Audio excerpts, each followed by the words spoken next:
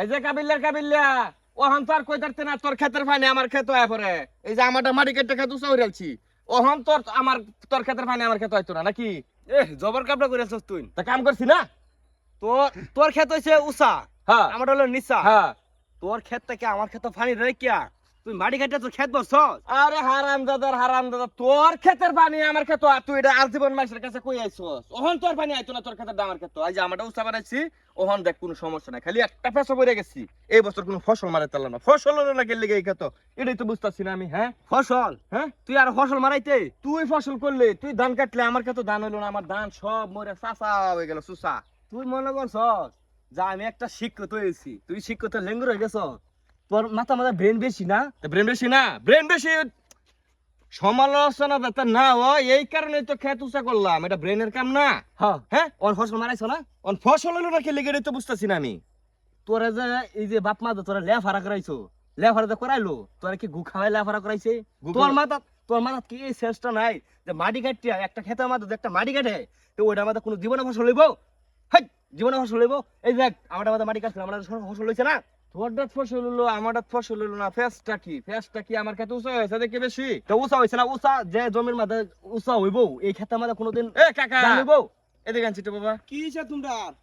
আরে বাবা রে বাবা, মাইসের ডাক কইয়া ফিরে হ্যাঁ। তার ক্ষেতের পানি আমার ক্ষেত এবারে, মানে আমার ক্ষেতে একটু নিচা আছে। আচ্ছা। ওর মাটি কাটতে ভরাট করলাম, হ্যাঁ। হের ক্ষেত ফসল হলো, আমার ক্ষেত ফসল হলো না। এটার কারণটা কি কাকা?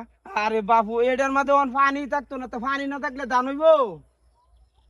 তার মানে এটার মধ্যে ডেঙ্গা করো, নাইলা করো, মুলা বুনো, ধান হইতো না? না ধান হইতো না। তার মানে কি আমি অতি চালাকি করবার গিয়ে কি বেশি ভুল করেছি? অতি চালাকের গলার দড়ি না? তুই তো মনে করছিলি যে তুই শিক্ষিত, তুই বুদ্ধিমান, তুই সবকিছু না, এই কারণে ওখানে ভালো হইছে না? ওখানে কিছুই খাইবার পাইতো না এটার মধ্যে। এক কাবিল, হ্যাঁ, তুই বুদ্ধিটা দিতালে না? আরে হ্যাঁ, বুদ্ধি দিব, তো আমার ক্ষতি।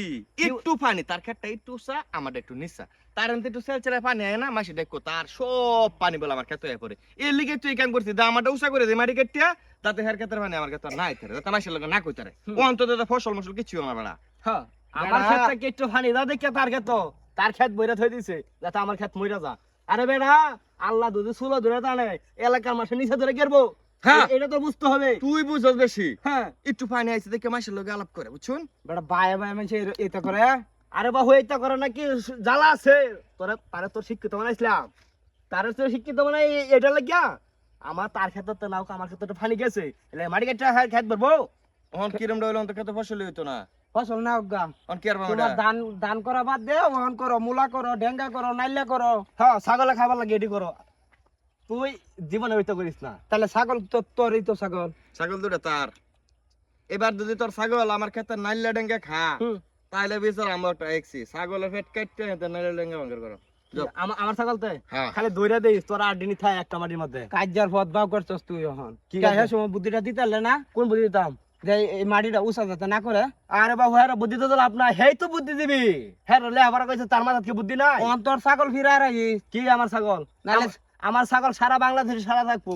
ছাগলের ঠ্যাং ঘুরা হয়ে গেলবো। হ্যাঁ হ্যাঁ, যাইন আপনারা তো আছেন খালি ফুল্লি দিবার লাগিয়া, বালা বুদ্ধি দিতে তাই না? আছে খালি দুই ভাইয়ের মাঝে কোনো ঝগড়া লাগাইবার ভাইবো, খাচ্চর জানে কঙ্কাল।